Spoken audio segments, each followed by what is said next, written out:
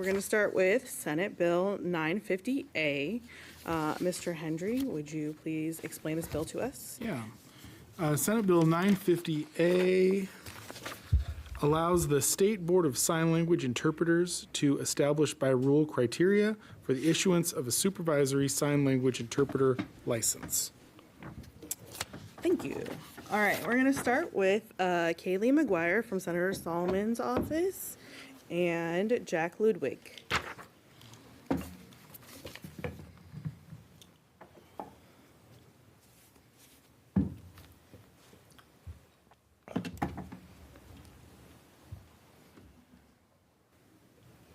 Go ahead. Good afternoon, Chair Chachi, Vice Chair Osborne, and members of the committee. For the record, my name is Kaylee McGuire, and I'm here testifying on behalf of Janine Solomon, who represents Senate District 15, including areas of Hillsborough, Forest Grove, Cornelius, and the Rock Creek area in western Washington County. I come to you today to share her support for Senate Bill 950, a bill that makes updates to the requirements for sign language interpreters licensure. In 2023, Senator Solomon co-sponsored House Bill 2696 that created a sign language interpreter license within the Health Licensing Office. Since then, advocates in the sign language interpreter community have identified issues that are hindering access to licensure. Senator Solomon's sister-in-law is a CODA and sign language interpreter, so this issue hits close to home for her.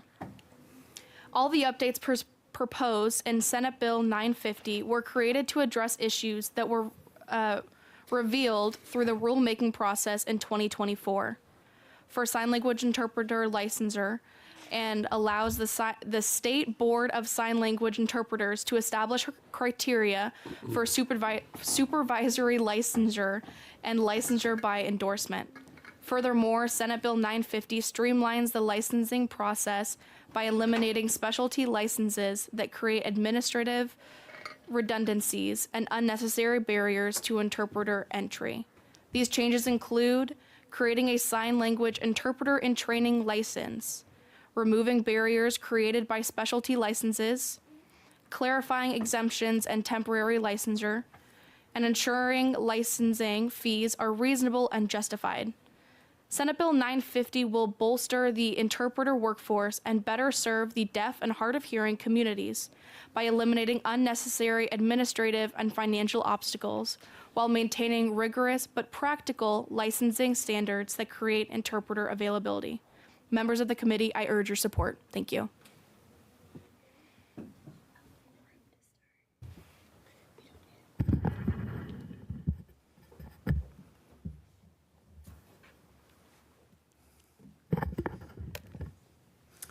Hi there. My name is Jack Ludwig, and I am the president of the Oregon Association of the Deaf and former chair of the State Board of Sign Language Interpreters. I'm here today to express strong support for SB 950. As a deaf individual, I rely on qualified sign language interpreters to access information and fully participate in civic life. The Oregon Association of the Deaf has long supported efforts to strengthen our interpreter system.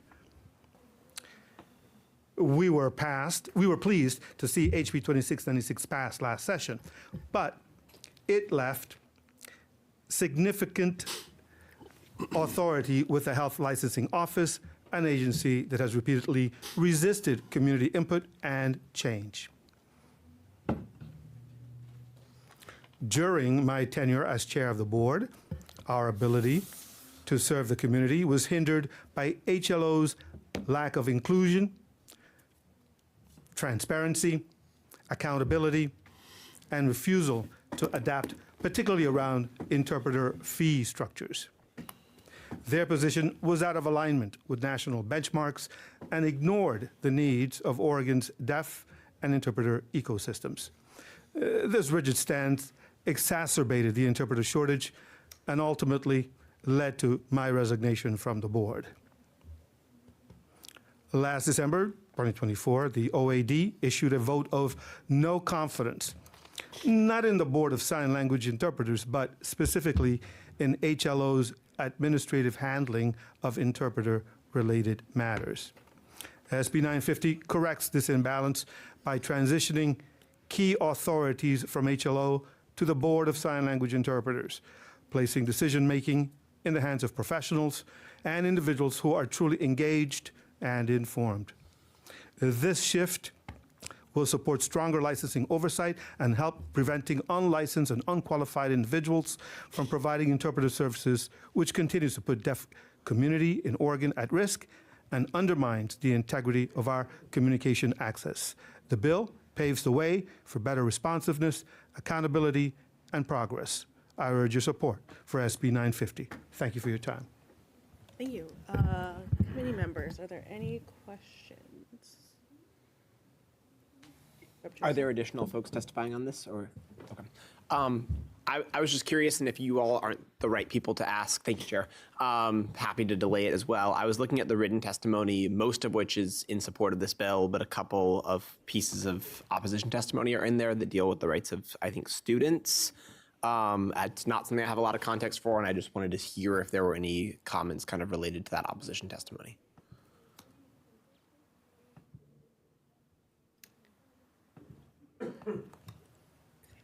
Do you want to call Chad?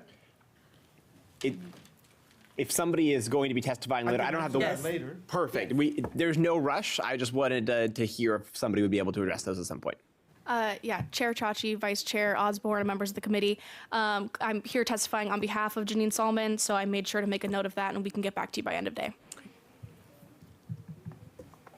Any other questions? All right, seeing none, we will go to our next testifier. Melanie DeLeon is testifying remotely.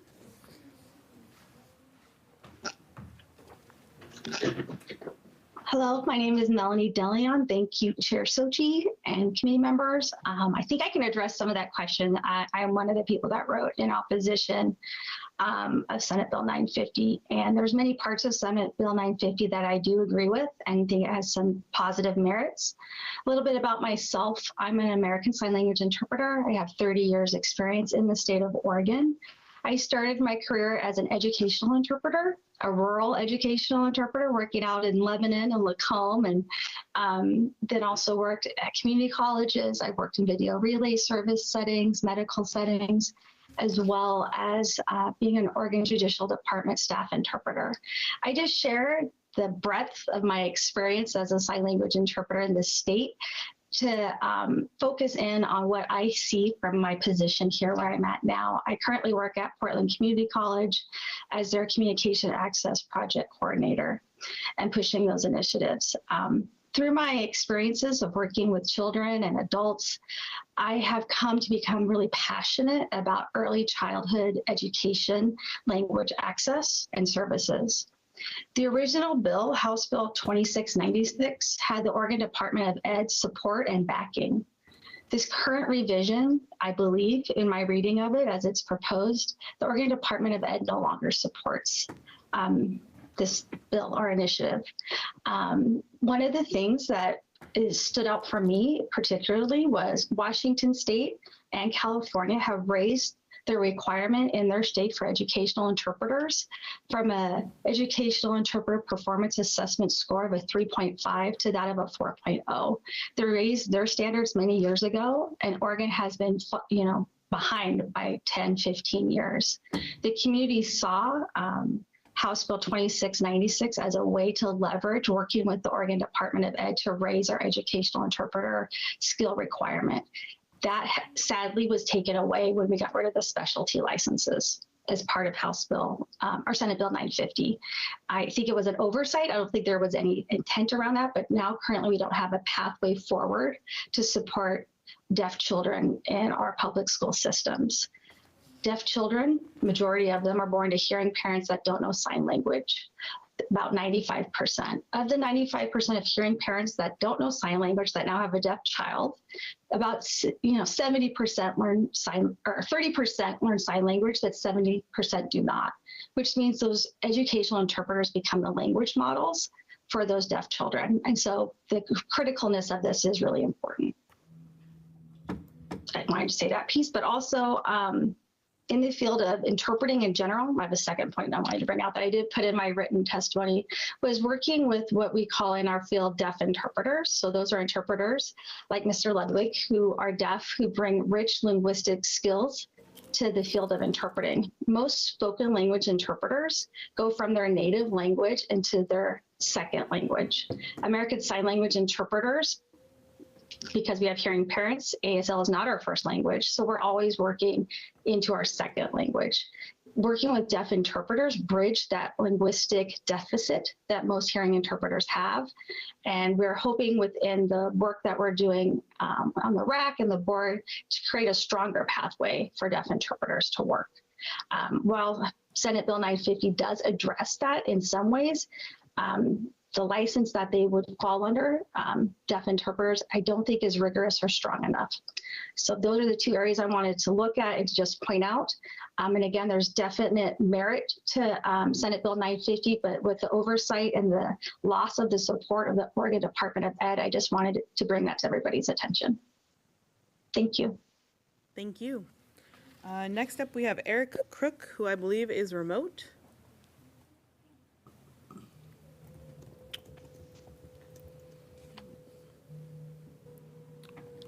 Hello, this is Eric Crook. Can you hear me? Yes, we can. All right. Do I just jump in, I guess? Yes, please introduce yourself for the record and then All right. go ahead.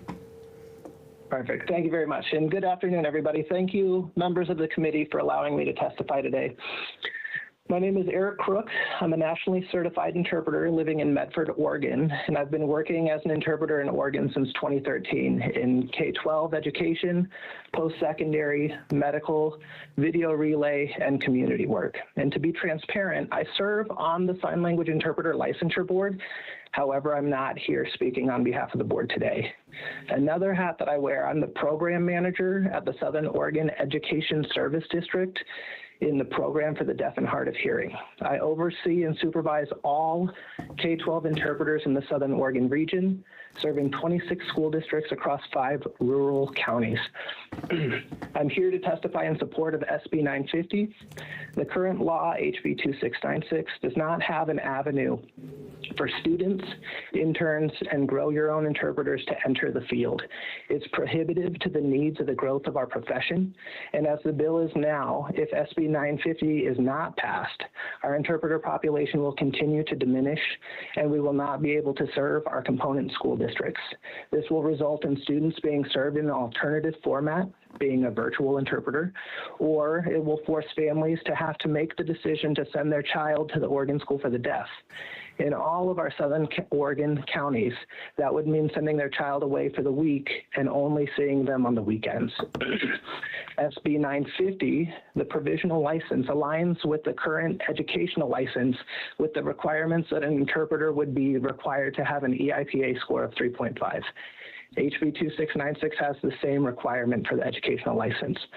The current law requires multiple specialty licenses that end up creating exorbitant fees for licensees and additional work for HLO staff.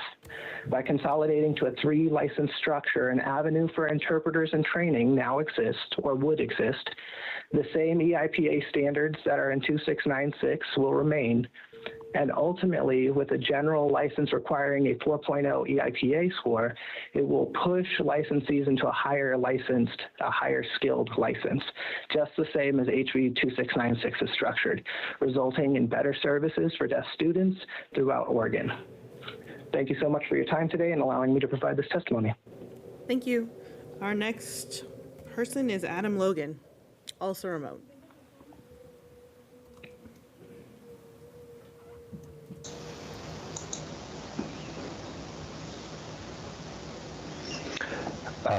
Can you see me okay, hear me okay?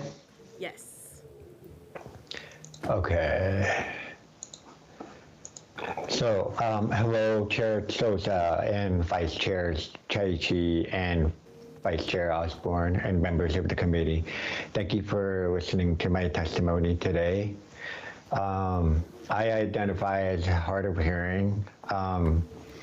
Today, I am coming as a concerned citizen.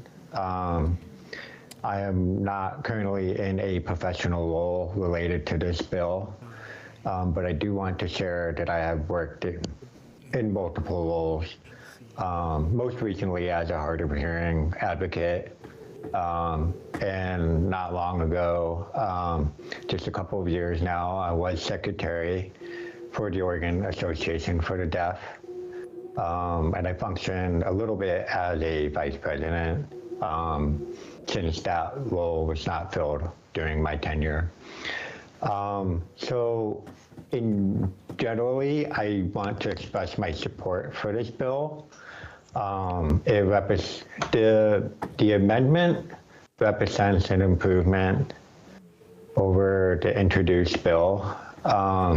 And overall, I think this bill represents a improvement over the original bill.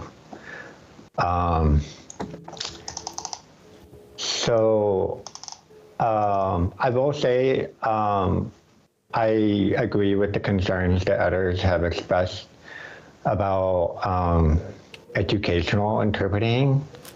Oregon already suffers from lagging behind the nation in terms of education outcomes. So I would like to see that improved, in addition to higher standards for interpreting.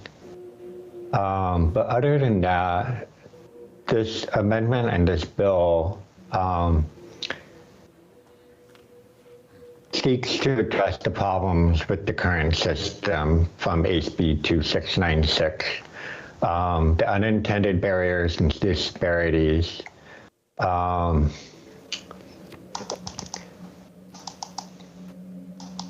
So the current system specialty licenses create administrative burdens and unnecessary hurdles for interpreters. So SB 950 seeks to streamline the process, reducing complexity and making it easier for qualified individuals to become licensed.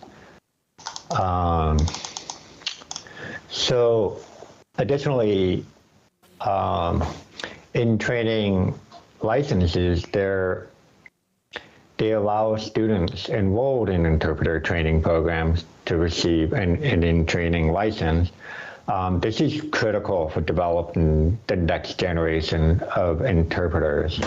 It lets them gain practical experience while still in school. Without this, the pipeline of interpreters will remain constricted, and this is a big concern considering our interpreter shortage. And I really appreciate how this bill supports the deaf and hard of hearing community by trying to ensure a higher quality of interpretation services, thinking mostly of the adults, especially in like medical context, federal services, things like that.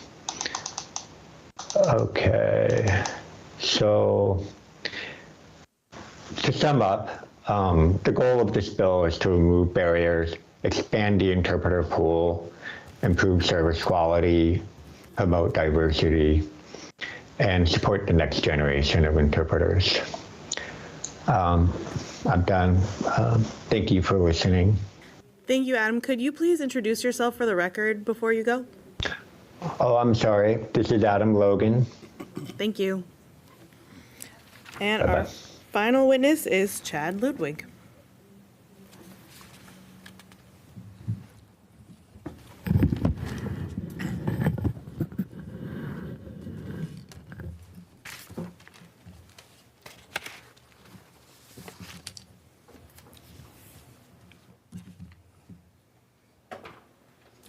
Hello, everyone. I am Chad Ludwig, and I'm the founder and executive officer of Bridges, Oregon. And I am the past Oregon Association of the Deaf president. He is the current one now. I want to touch on various things. First of all, we are together. We visited all of your offices already, and we dropped this fact sheet. Okay, that speaks specifically about interpreters in the educational field, specifically to Mel De Leon's concerns. So if you don't have a copy of this fact sheet, I am willing to give one of these to you to clarify and expand on educational interpreting. What HB 2696 said and what the unintended consequences was and SB 950 addresses in this fact sheet. Okay, and I will upload it to OLIS later today. Okay, so I've already written my testimony previously when we sat with the senator in the committee here.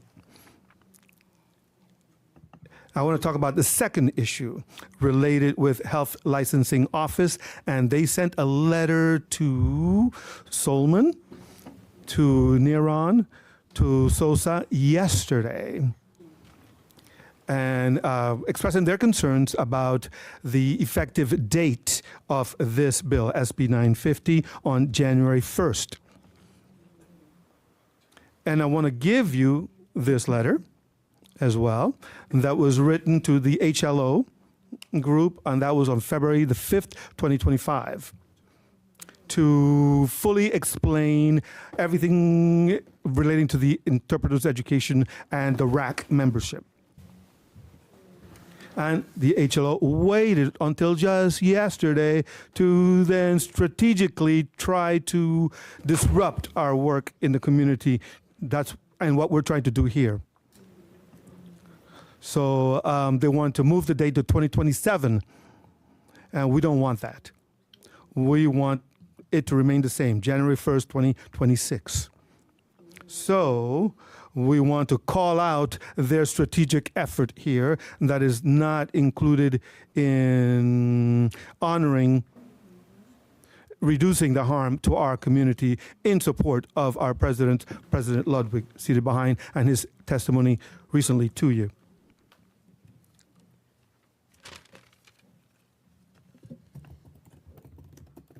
And I want to let you know that House Representative Sanchez is preparing right now to work with the deaf community this summer to address a lot of the educational interpreting issues.